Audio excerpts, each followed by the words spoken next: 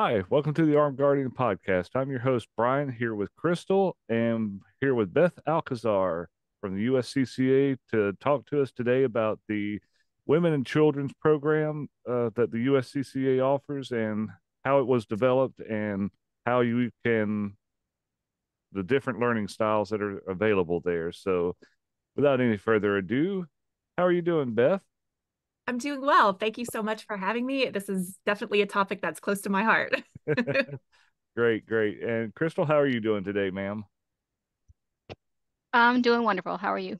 Doing great, doing great. So, Good. all right. Well, Beth, for those that may not know who Beth Alcazar is, why don't you give us a brief bio and overview and life history and and everything. Wow, you just opened up the floodgates Pandora. there, really. Okay, brief. You did say brief. So yeah, I officially my title is editor at large for the USCCA. And specifically, I get to work on the award-winning magazine, Concealed Carry magazine, that a lot of folks are familiar with. If you're a member of USCCA, it's part of your membership. And beyond that, though, I've had just the most wonderful opportunity for the last decade, basically, to kind of have one foot in the content side at USCCA and one foot in the training side. So the content includes the magazine, as mentioned. It also includes a lot of our books. It includes editing or writing whatever's needed for a lot of our PDFs or our videos. But on the training side of things, I've had a great opportunity to travel across the nation and teach a variety of the classes that we offer through USCCA and also design some of that curriculum. I guess just kind of behind that, though, background, I do have certifications through a variety of entities that a lot of people are familiar with, including the NRA. I also have worked with HSI and Alice Institute, Draw School, ICE. There's a lot of different varieties there. Force Science Institute, trying to get kind of the full gambit, not just the firearms specific, but also things about how the body responds under stress, and of course the trauma and the training that's involved with any kind of first aid. So that's kind of my hopefully working on it well-rounded background that I continue to try to improve upon. And from the education side, I do have degrees in education and started out kind of that was my goal to teach. I did teach at the collegiate level for quite some time. And I'm currently actually, this is maybe a related side note, I am finishing my doctorate in education right now, and that will be specializing in curriculum and instruction. So hopefully that adds to the the knowledge that I have just professionally and personally, but also adds to what we can offer through USCCA as a company. Okay, all right, that's awesome. Yeah, my daughter is oldest daughter. She's a teacher in Orlando, and she focuses on her master's was on reading specialist to teach Oh, mostly elementary with reading difficulties and everything. And oh yeah. she's been at it for 12 years now. So, I'm proud of her for that. So, okay. Well, how did the specific women and children's programs come about through the USCCA? Well, when I started with the USCCA, of course, we had our bread and butter course, which still exists, the concealed carry home defense class. That's really kind of the entry point for most of our USCCA instructors. As y'all know, that's where you learn about the USCCA methodologies for teaching. And it's just a great class. It's a very full, well-rounded, very usable, very popular class. And as we were continuing to offer that and look at other options, I mean, I just couldn't help myself but think, what if we had something that was just specifically directed toward women? I know a lot of people use whatever materials they want to and just teach a women's only class, and they think, hey, that's totally fine. It's the same stuff. But that's kind of a yes and no argument, honestly. We all know that firearms across the board are the same, whether you put them in the hand of a male or a female. We're going to probably more or less teach them, the same things as far as safety rules, as far as fundamentals, and as far as like a step-by-step process, building that really strong foundation and then adding to that so there can be more strategy and you can allow your brain to think of different things while everything else becomes a little bit more automatic. Okay, cool. But there's also a no side to it. Uh, females, women, we have a very, first and foremost, a very different reason a lot of times for entering into the world of firearms. And I see that a lot of women haven't necessarily been exposed to guns, even play or toy, airsoft, or anything hunting related early on in life, as sometimes we see with the guys that show up in our classes. So females are showing up later in life wanting to start a new skill. And oftentimes it's very self-defense focused or related to, I want to protect myself and or my loved ones. And that's very different from, being exposed to it early, or, getting started with a competition or a shooting match. It's a very different mindset.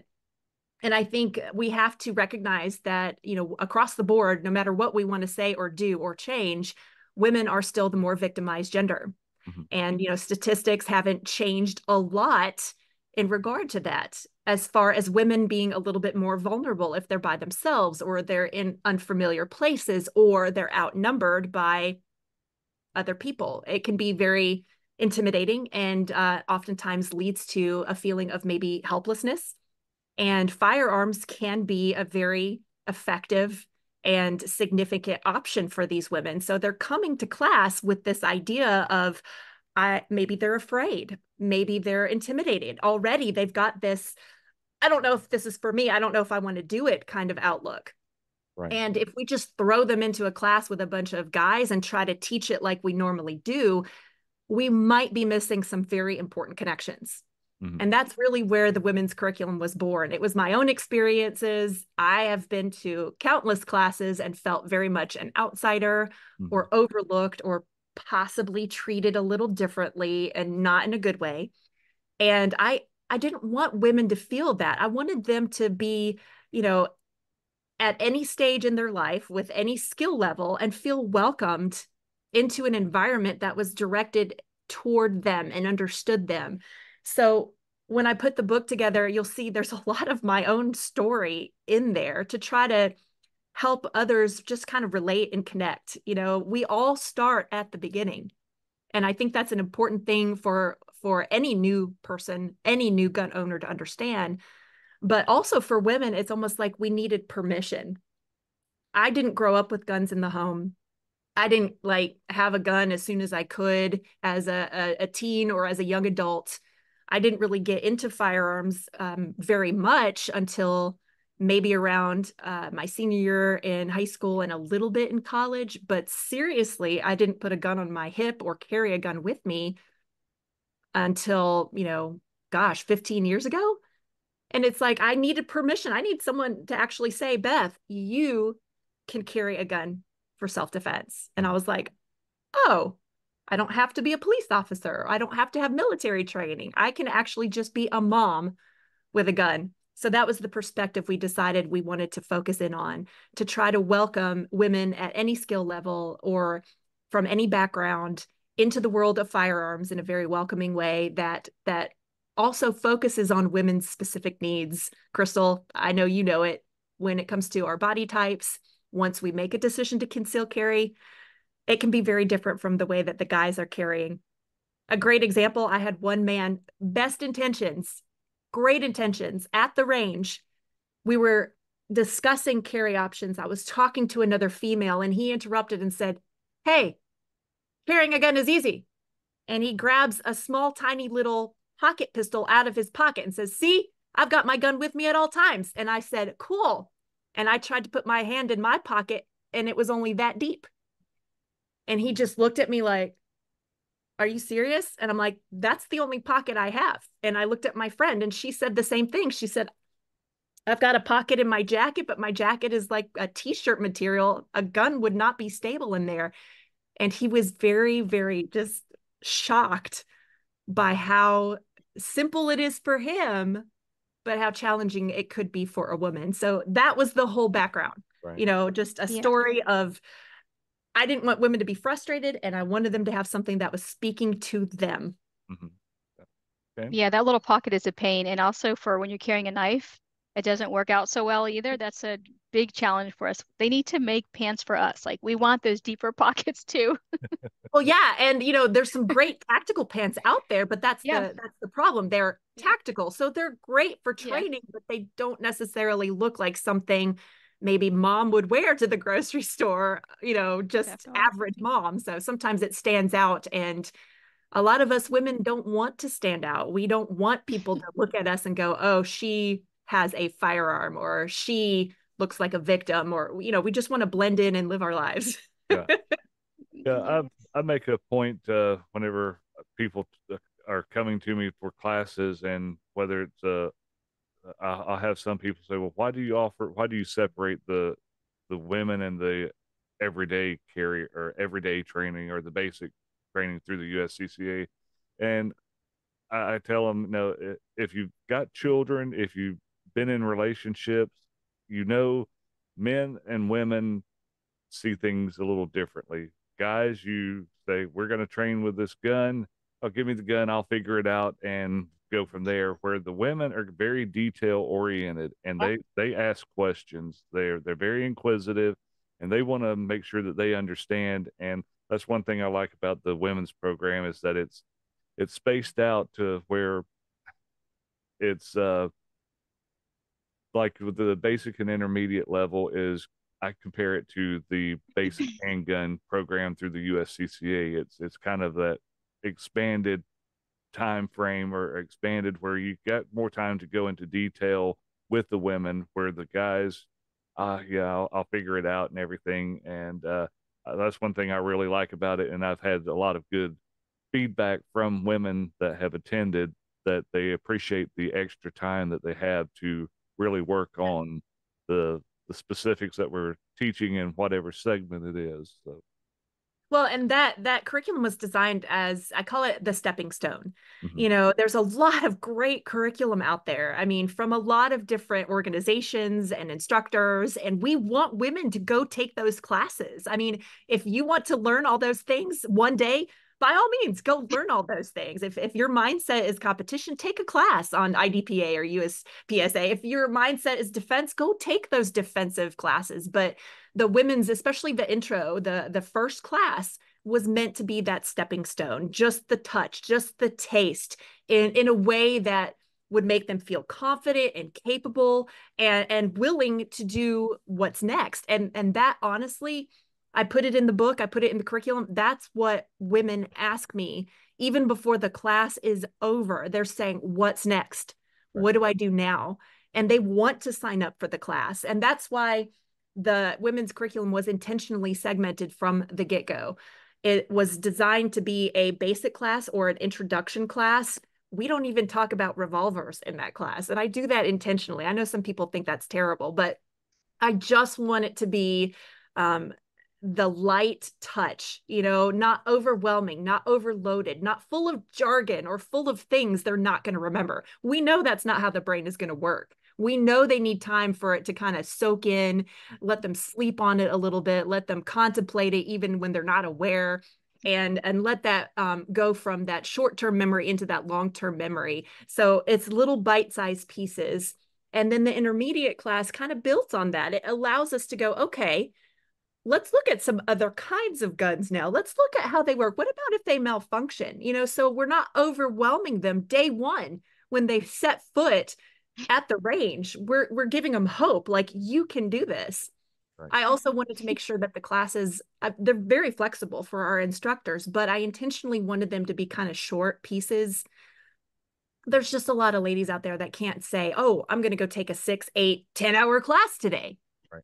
Too I busy mean, with kids and family.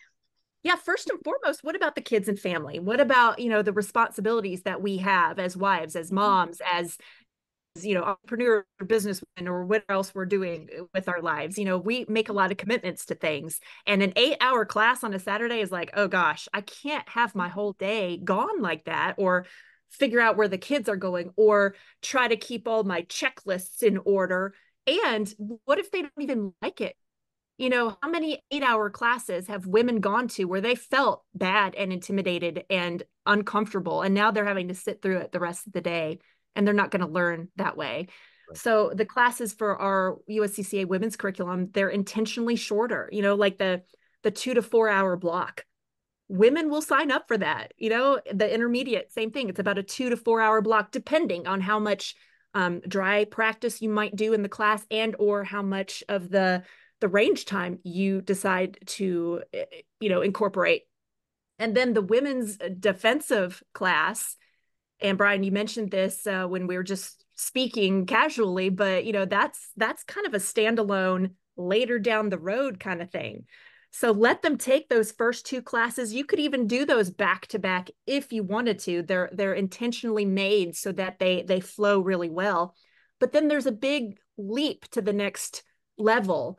And that's intentional because hopefully they come back for maybe one-on-one training, or maybe they've joined a small group like a women's group, or maybe there's some other classes like the concealed carry class that you're offering them, and you're constantly, filling them with the information they need. And then you can really dive into the topics that are so important, because you've got women who are now capable and confident, but they're also dedicated to protection, to self-defense. And you've got to not only practice that physically, but as we know, there's that mindset again. We're going to keep coming back to that, how important it is to deselect yourself from the victim pool and to understand how to carry yourself and move about your life so that you are not chosen that day by an attacker. Okay. Yeah, and I encourage through my Facebook page for the business, I've got a small group page, and that's where I encourage Yeah, you to come in to ask more questions if they've taken a class, or even if it's not related to a class that they took, and maybe they've got a perfect. firearm question about a firearm or a specific tactic or something. It opens up a discussion, and that's what I wanted to do. Give people an opportunity to, maybe they took a class, but either they didn't feel like they could ask a question in class because they didn't want to look, not smart, and or Yeah. they something that they thought of after the class. Well, hey, Yes. well, how can I do ask this question and everything? And it's worked out real well. And I try to keep it interjective by asking, different questions. How do you carry? What's your everyday carry, and stuff like that, just to kind of keep Keep focusing. it going. Keep that conversation. So is Well, this and as you know, as an instructor teaching the women's classes, it's a different environment. It's a different class dynamic. When right? I teach all guys, I know what the expectations are going to be. There's going to be, this level of competitiveness and one-upsmanship. I mean, not necessarily in a very negative way, but that's how guys together tend to be. Like, what gun does he have? How good of a shooter is he? Mhm. There's a lot of focus on that. If I have a co-ed class, it tends to be a little bit of that, but it softens up a little to more discussion, more questions, more applicable and practical kinds of conversations. And then you've got the women's classes, and those are a complete different entity as well. If it's just all women, it's very conversational, and there's a lot of collaboration. And women don't necessarily like that competitive mindset where the guys, they all want to get out there on the line and put the timer on, see who can do it fastest.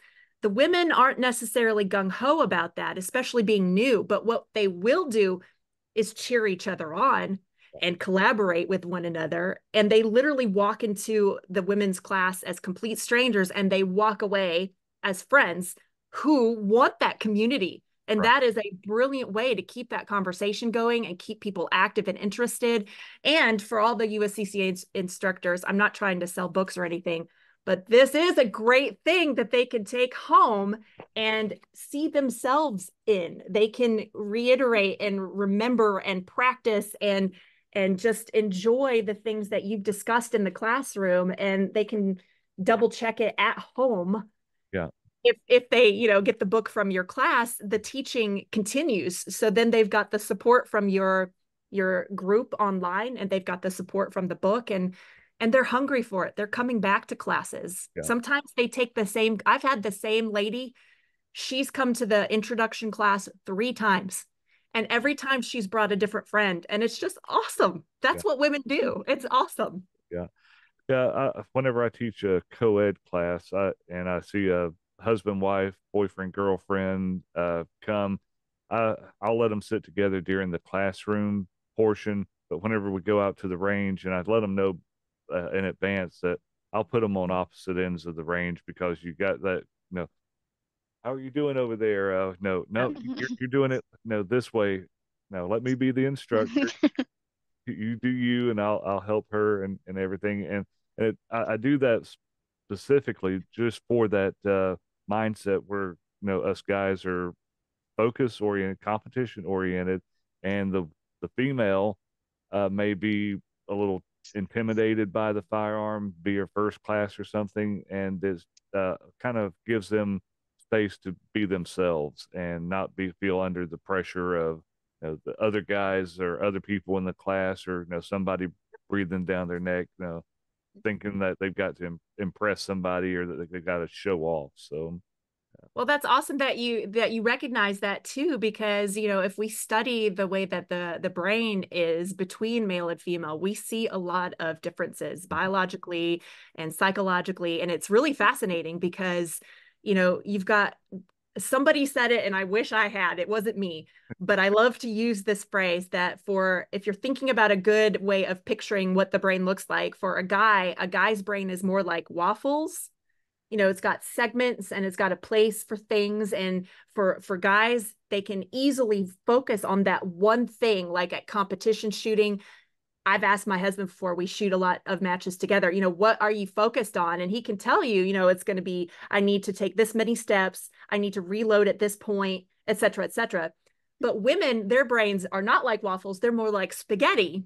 And what that means is that there's just so much interconnectivity going on there. It's like, it's literally a different makeup of the way the brain works. And so women, yeah, we can focus, but there's always this kind of dialogue that's continuing to connect things. And it's like we can't shut it down. If I'm at the shooting match, and yeah, oh, my dog's going to interfere with this conversation now. But if I'm at the shooting match and I'm focused on getting through the stage, I can't shut down the fact that, oh, I need to go pick up groceries on the way home. And I've got to make sure my daughter is doing her math homework. And let's see, did I turn in that field trip money yet? It's like, it doesn't go away. It's still part of the conglomerate there. So it's cool to watch that happen sometimes, even on the firing line, where women are thinking of all the things, right, and sometimes worried or concerned about those things, where men can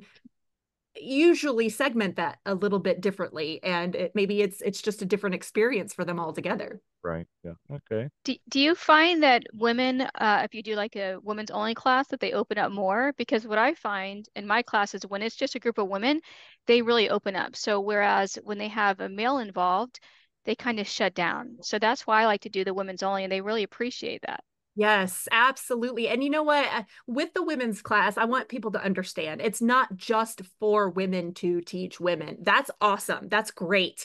We don't have as many, female instructors out there. So I don't want any guy out there to think, well, I can't teach, a women's class effectively. Right. You absolutely can. But Crystal, kind of to what you said, it would be very beneficial to maybe have females there that are RSOs, or that can greet them and welcome them and get them set up, to kind of start that whole dynamic of openness. And, when I teach the women's class here locally, I tend to use all women RSOs. I like to have a line coach, but not RSOs. Let's call them line coaches. I'll play the RSO role, and then I'll have a line coach. I want a female line coach with every shooter.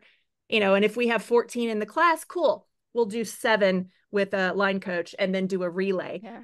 But I will usually let my husband in on the fun too, because he's really good at coaching and working with new shooters.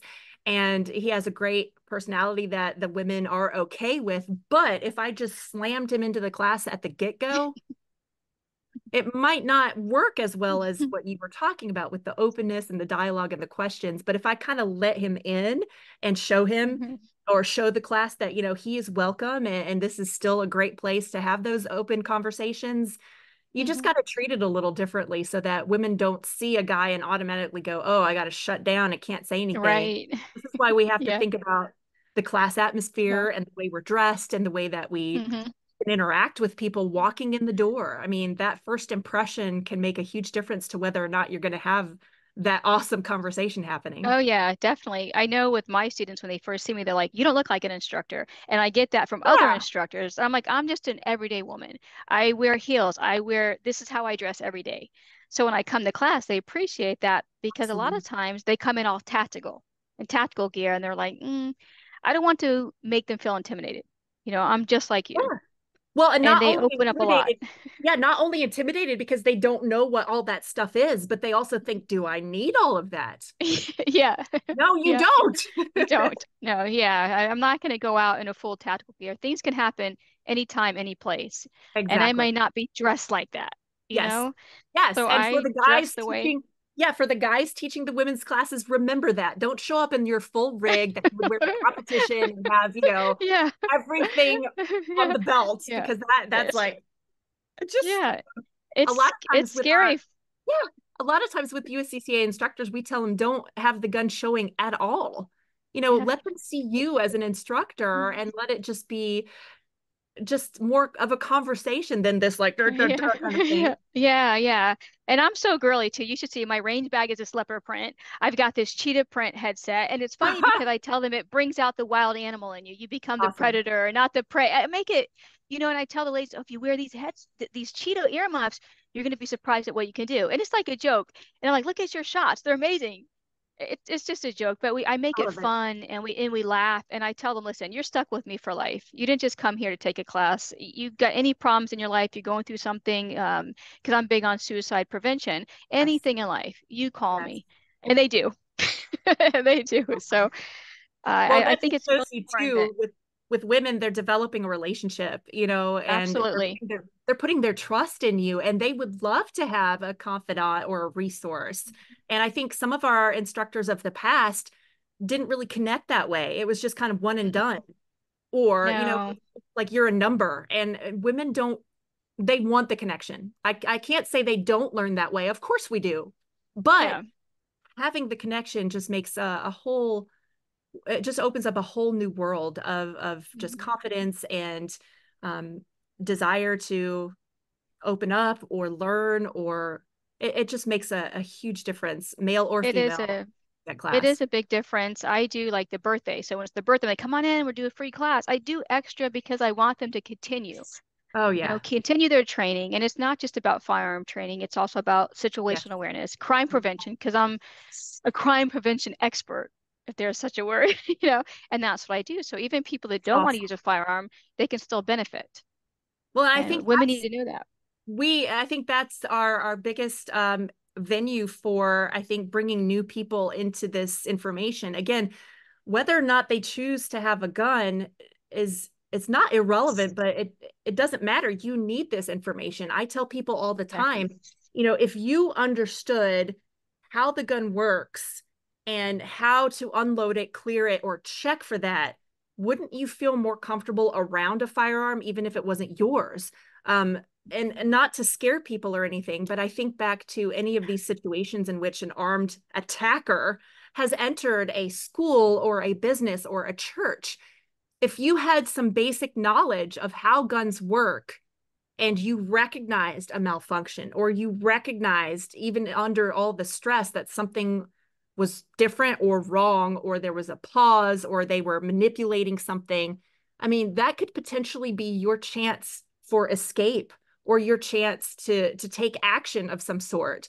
And knowledge is power across the board, and I think I again, agree. women need to know that, hey, you might Yep. not decide to carry a gun on body, but look at all this information and how valuable it is, even if there's Mhm. just a firearm in your home. Oh Yeah. yeah. Yeah, I make it a point because I know I am a male teaching a group of ladies. They're automatically, when they come in, have the preconceived notion that there's a guy, he's teaching. No, Hmm. if they don't know me or I don't communicate with them, which I normally try to before the class to kind of open up a little bit, make them feel at ease. I'll in the classroom. I like your intro video to the basic. It really opens up and it gives the ladies a brief okay, I'm here to learn the chocolate chip cookie dough and thing that you that was awesome. And then I also tell them, I have prior law enforcement training experience, and I've been an instructor for a while. I've been a leader in education in several different areas, but I tell them, no, I'm not here to be that drill instructor. I'm not here to be that person that's criticizing you. I want you to feel comfortable. If you have questions, ask them. Uh, and I try to make them feel at ease when as soon as they come in the class, because I don't want to have that barrier be built Mhm. immediately just because there's a Right. male here and it's not a female. Right.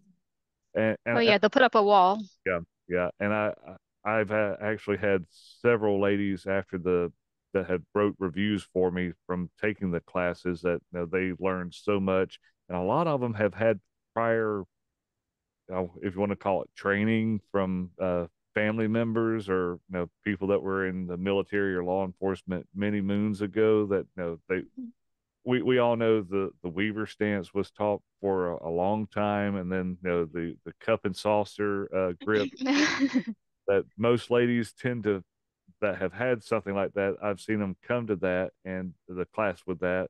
Then we teach them the two-handed grip and the squared stance, the isosceles, and a lot of them, they become, wow, I didn't realize all this extra. There are other ways of doing it. I've always been taught this is Hmm. the way you do it, and don't change and everything. But I've had a lot of people come in and say, "No, you helped me. I realized I don't know as much as I thought I knew," and it opens up that door for more education, more training, and everything. Oh, yeah.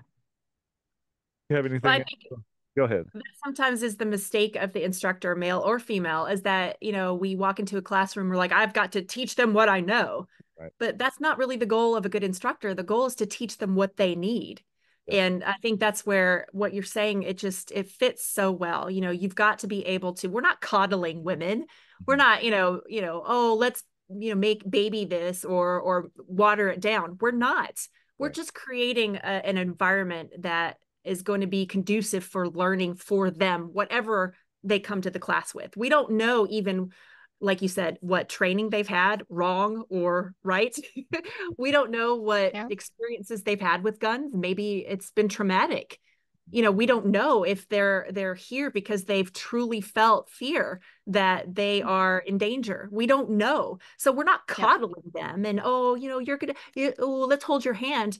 It's just creating that environment. I want instructors to understand that. You don't have to, be less masculine or less Hmm. sincere or less firm or less of an instructor, or somehow make firearms sound like they're rainbows and kittens.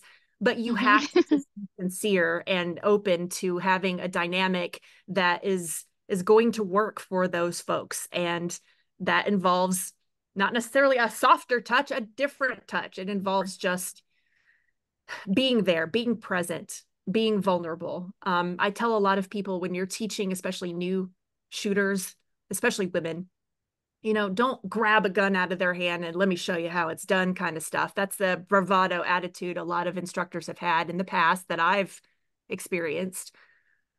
Instead, treat it like, hey, I see you're doing this, whatever it might be. Maybe they are doing that teacup. I see you're holding the gun with kind of what we call teacup. You know what?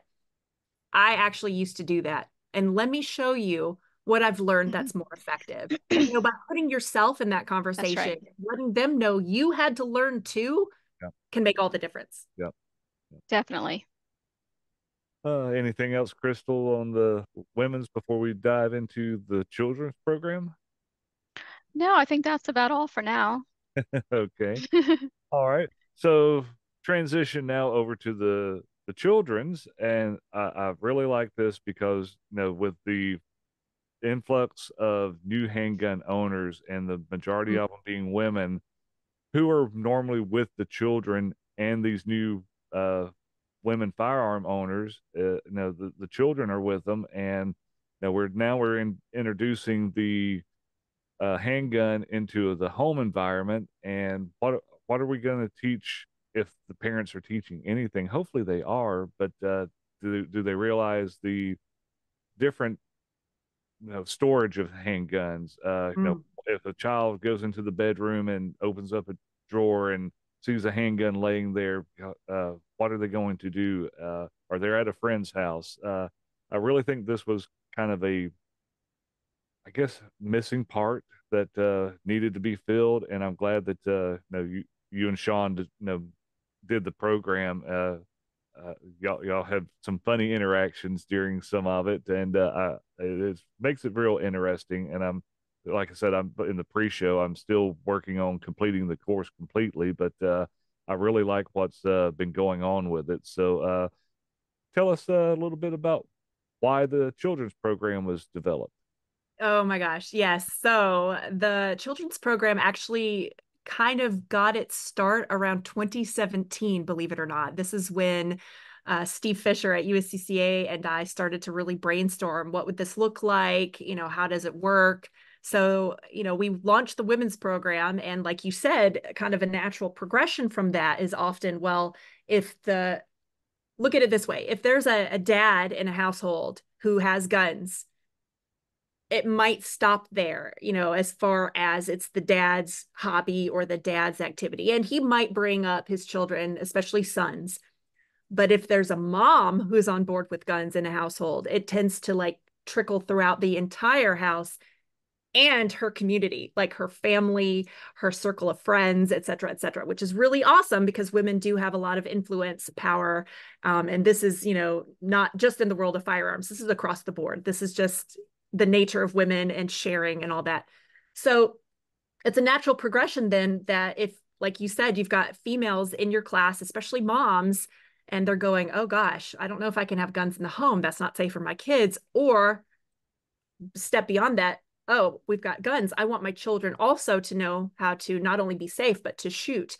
So we started brainstorming, like I said, 2017, writing down things we wanted to include or things that would be important.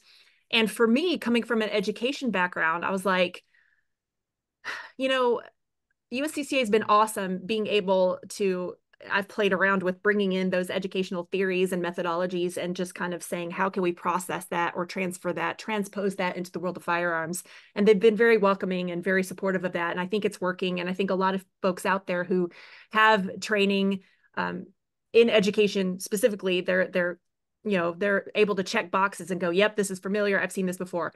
And I'm like, well, how do we utilize that without it being overwhelming or boring too? Because not every parent out there or grandparent or instructor is going to want to go through getting their master's degree or their doctorate in education. So we definitely wanted to put some information out there that was going to help people understand development. Like, what are some of the normal things we're looking at with kids and their abilities, their mental abilities, their physical abilities? So we wanted to focus on ages and stages. And that's always important to me because the question I get all the time is, when should I teach my kids? And I'm like, I don't know. Depends on your kid. And we wanted to teach adults, any adult who wants to understand that, what things we're looking for here. Like, obviously with little kids, they're very preoccupied with self. They're very self-absorbed, very egocentric. They can't help it. This is the way the brains are developing. They don't necessarily understand the difference between cause or the relationship between cause and effect, or the difference between real and fake. They take things very literally. They have small hands. They are, like little octopi. They're just moving. So it's like, that's going to be a different segment than, an older student who does understand cause and effect, or what age does that happen? So we wanted to present that information to answer the when question. But I also get a lot of how do I teach kids about guns? So we also wanted our curriculum to offer some suggestions on that. Like, here are these different segments and these different methods or these different activities. And then, of course, the why. Why do I teach kids about guns? So those were the big three questions that kind of helped frame the intent of the children's program. And along with that, as I've mentioned before, we didn't want the program to just be how to teach kids to shoot. That is not enough to me. As a parent, we all know I don't just want my kid to know how to shoot a gun. That's cool, but that's only one aspect. I want my child also to understand how not to get in trouble, what not to do. If they're tempted or they see something that's wrong, I want them to recognize that. I want them to have the ability to think, to be critical, to use situational awareness. So we kind of focused in on three main topics for the kids' curriculum then. So it's answering all those questions, but here's how it answers it. It answers it by focusing on prevention. As we all know, accident prevention is very important. And that does include tackling statistics that are out there on kids that are getting in accidents and injuring themselves or others with guns. We want to talk about those things. As gun owners, a lot of times people think that we don't care, or we love our guns more than our kids, or that we're trying to ignore what's happening out there. We're not. So prevention is a huge tenet of the program so that kids understand and parents understand. We have safe storage. We understand the difference between storage and staging. We help people understand what options are most appropriate for kids at certain ages. And of course, we talk about, the basics for kids, that if they ever encounter a firearm, what should they do? So that's a huge component right there. But then there is the education component. So we do want to teach kids about the heritage of guns. Why is it part of American culture? What is the Second Amendment? I didn't even really hear about the Second Amendment all throughout school. And it's, I think that's kind of unfortunate. And if we don't, as parents, I guess they're not going to hear it in the public system. So we want them to understand heritage. We want them to understand the normalcy of firearms in the household and how guns are used in good ways by a competitor or a collector, or someone in law enforcement or military, or someone who does want to protect themselves or their family members. So education, of course, also would include understanding all the safety rules. And then we've got the action section. Okay, so now we've got prevention. That's a huge, important component. We've got education, which is all the materials and information you need. But now let's actually do some action. Let's put the guns in their hands. Let's do some dry practice. Let's take them to the range. Let's let them live these things out so that we've covered all the bases. So that was, again, another labor of love, very significant to me as a parent, as someone who lives in the 2A community, works in the 2A community, lives the concealed carry lifestyle. Our kids have now grown up with guns. And, as 2A parents, we've learned a lot of things along the way, things to do, things not to do, things to say, things not to say. And a lot of that has come out in the curriculum, along with just my background in education and my understanding of, how to teach kids, how to reach kids. As I mentioned, even with the safety rules, how hard is it for adults to remember the words of the 4 universal safety rules, especially with, and y'all forgive me, but there are double negatives and absolutes. Yeah. That's hard to teach. Remember the child that doesn't know the difference between real and fake, or cause and effect, and now you're giving them an absolute word. Never point a gun at something you're not willing to destroy. Yeah. What the heck does that mean to a 3-year-old or a 6-year-old or even a 12-year-old? Yeah. That makes no sense. So I've broken it down, and this is something fun. I even teach my instructors. I taught my AR-15 instructors this, and they were like, that's brilliant. It works for anybody, not just kids. And it has motions. You don't have to do the motions, but we say safe gun. And we do 2 thumbs up, safe gun. And then you can get into the basics of treat every gun as if it were loaded. Don't have to say it necessarily that way, right, but we talk about safe gun. Then we talk about safe direction. So we're putting our hands out there as the direction. Where is that? And establishing that. And then we talk about safe finger. So whether you're right-handed or left-handed, here's my trigger finger. And how important it is to not have that finger on or near the trigger unless you're actively shooting your target. And then we've got safe target. So we're like miming what that target looks like. So now by taking the word safe repeating it 4 times, and then adding that one word in as a memory key, as a reminder. Now we can get young kids to remember the safety rules. And as they're older, we're going to pour more of the details and information in there for them. We're going to help them really dive in to understand, what does that mean? What does that look like? Why is it important? But I would much rather have my, like a 5-year-old running around going, safe gun, safe direction, safe finger, safe target, than you say, hey, what are the safety rules? Treat firearms as if they're just memorizing it and spitting back. They don't even understand. So that's just like a little blip of kind of the why and the how it was formed. And it did take us a while to finally launch it, but we had so many other programs come out that it can get overwhelming sometimes.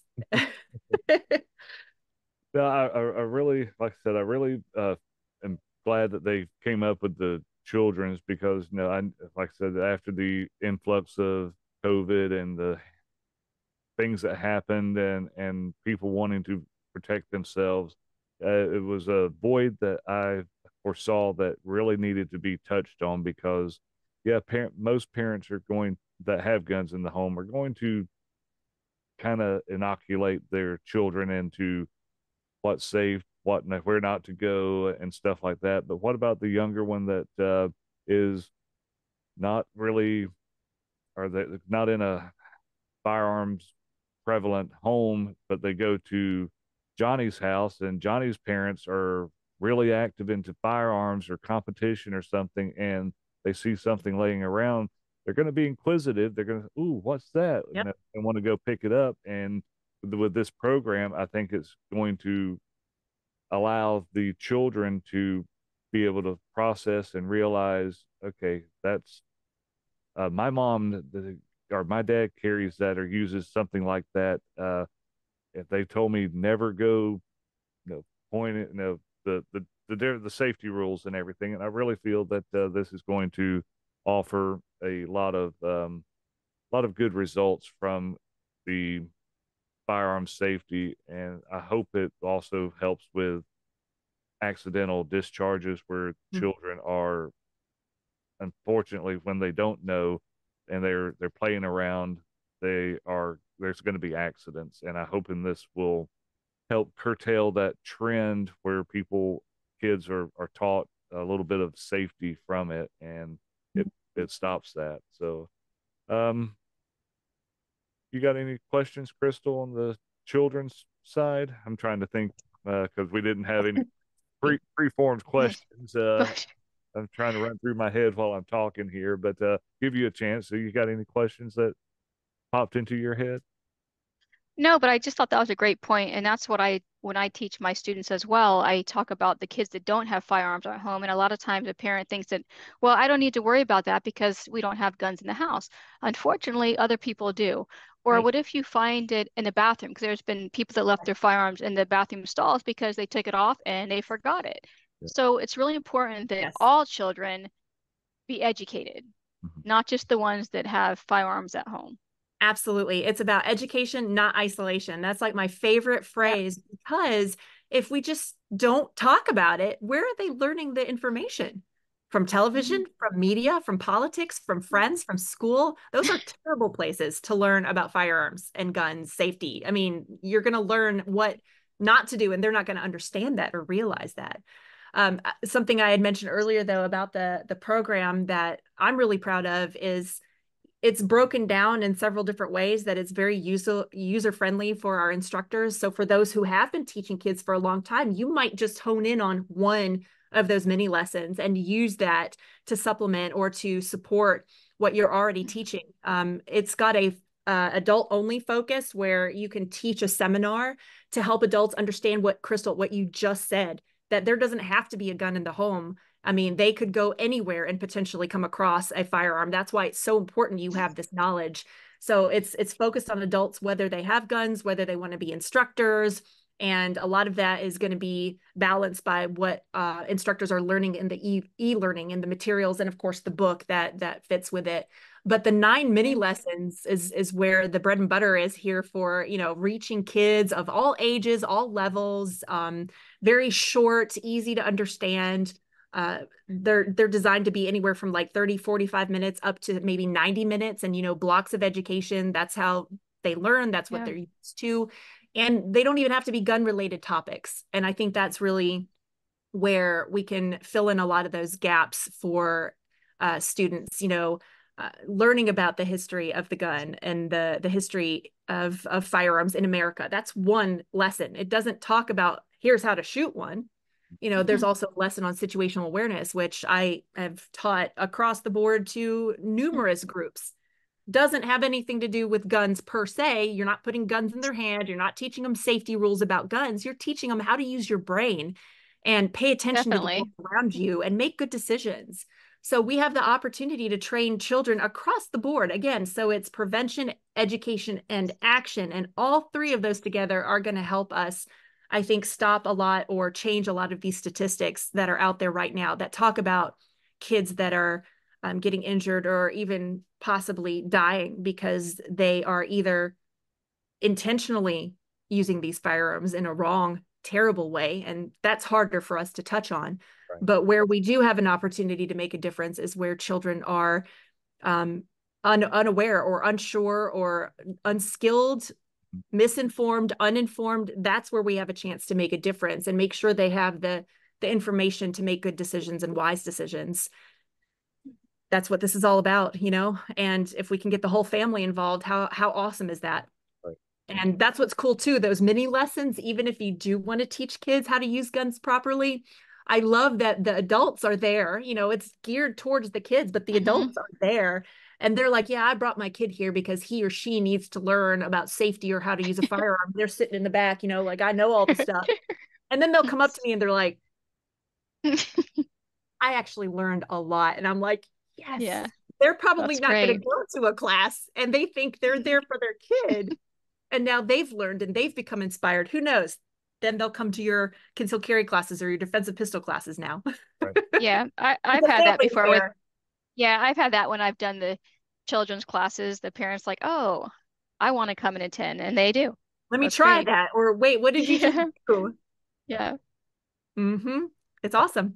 Okay. Well, since I'm still learning a lot haven't completed the training for the instructor yet, I may have future questions for you, but I know how to get in touch with you, and we may have you on to go deeper into the children's program. But I appreciate your time talking about this subject. And if anybody wanted to get in touch with you, how might they find out more about Beth Alcazar, or where she may be doing training, or have a question that they want to reach out to you?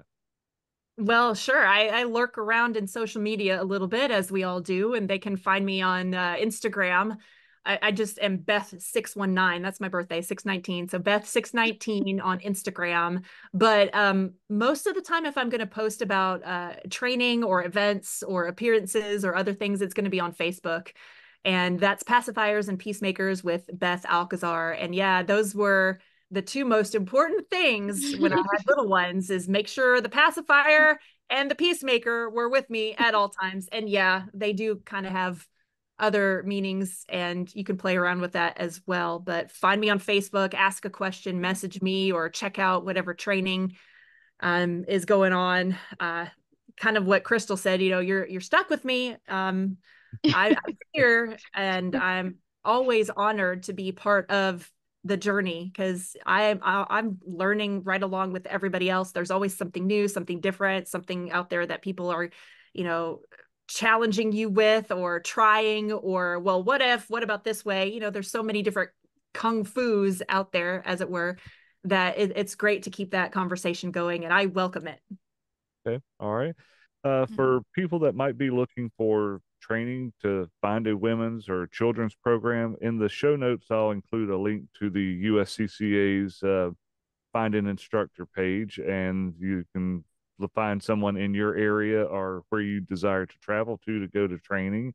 I'll include that in there, and I'll include some of the links to Beth's social media so that you can go to that. And our final question, drum roll. We're asking all of our guests, and I picked this up from Rob, and I think he had a great idea, Rob Beckman, and asking this season, what do you do for de-stress or relaxation from your day-to-day activities? Okay, I'm laughing because it's a great question. And my best friend, who I've known since sixth grade, sent me this really unique Christmas gift. It is a massage mask. Okay. And it has Bluetooth capabilities. Okay. Okay. And so I get migraines a lot, but now for just kind of a reset or relaxing, or just I need to get away for a moment, I take this massage mask and it does heat and vibration and like massage. Plus, I can put in whatever music. I tend to just use like a spa music. And I will just put that sucker on. I'll just lay back, maybe have a aromatherapy candle or something, and Yeah. just relax. And I might let it go twice, which means I think it might be upwards of 30 or 45 minutes of just so that is my thing right now. That is my go-to. Yeah. Good little interesting little way that you do, because some of us we say, oh, I'll go to the range and shoot, or some like books, some like just listening to music. That's my Yeah. thing. I enjoy listening to music to de-stress or relax. But we all have our different ways of doing it, and that's one of the things I wanted by asking this question, to show people that because we're firearms instructors, firearms enthusiasts, that the firearm at the range is not always it's not the always the prevalent I'll go to de-stress at the range and everything's that we're all unique, and we all have our different ways, and open up some ways for people to think, I never thought about that. So I I appreciate love you it. your massage. And Yeah. I never would have purchased one for myself. It's one of those things that, it's kind of like this odd little gadget that you don't need, but I'm so thankful for it. It's great. I love it. Now, I don't know that my husband would sit still and use it, but I love it. Yeah, I get Sean as one that is a very active go-getter, and yeah, I don't know if he would take the time just to sit back and No, relax like that. no, he's kind of perpetual motion. Yeah. So All right. Well, I appreciate you joining us today, Beth, and giving us this information on the Women and Children's Program. And hopefully, people will look into it. And if anybody has any questions or wants to find out more, feel free to email us, contact us. Our contact information will be in the show notes and wherever you listen to your podcast at. So, thank you, Beth. Thank you, Crystal, for your time for coming in, co-hosting, and You're welcome. hope to have y'all come back and join us again for another episode with children's or whatever topic we decide to come up with. And thank everybody, and y'all have a wonderful day. thank you. Thank you.